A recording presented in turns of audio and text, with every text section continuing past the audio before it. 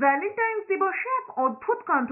নাবালিকাদের সিঁথিতে সিঁদুর দিয়ে নদিয়ার কৃষ্ণগঞ্জে ভালোবাসা হাজির করেছে প্রেমিকরা। তারপর তাদের নিয়ে বেপাত্তা হয়ে যাচ্ছে অনেকে। এই ঘটনা জানতে পেরে প্রতিবাদে সোচ্চার হয়েছেন রাজনীতিক থেকে শিক্ষক শিক্ষিকা সমাজকর্মীরা। বাংলাদেশ সীমান্তবর্তী কৃষ্ণগঞ্জে নাবালিকাদের বিয়ে যেন একটা প্রথা হয়ে গিয়েছে। শাসক দলের প্রচন্ড মদত থাকায় প্রশাসনও নীরব বলে অভিযোগ স্থানীয় বিজেপি নেতৃত্বে। বিয়ের পরেও অনেকে কন্যাশ্রীর রূপশ্রীর টাকা পাচ্ছে বলেও অভিযোগ করেছে বিজেপি। স্থানীয় নেতাদের উৎসাহে, তৃণমূল শাসক দলের নেতাদের উৎসাহে তারা রূপশ্রী, কন্যাশ্রী সমস্ত ভাতার টাকাগুলোও পাচ্ছে।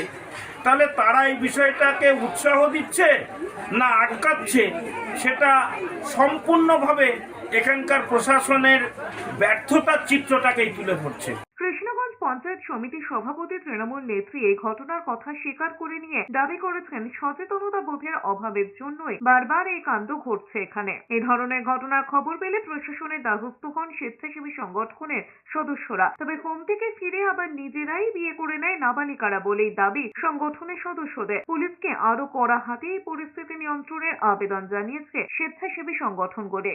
আমরা অনেক রকমভাবেই চেষ্টা করছি এই যে 18-র নিচে মেয়েদের যে পালিয়ে গিয়ে বিয়ে করা সেইটা যাতে রদ করা যায়, আমরা খুব আপ্রাণ চেষ্টা করছি।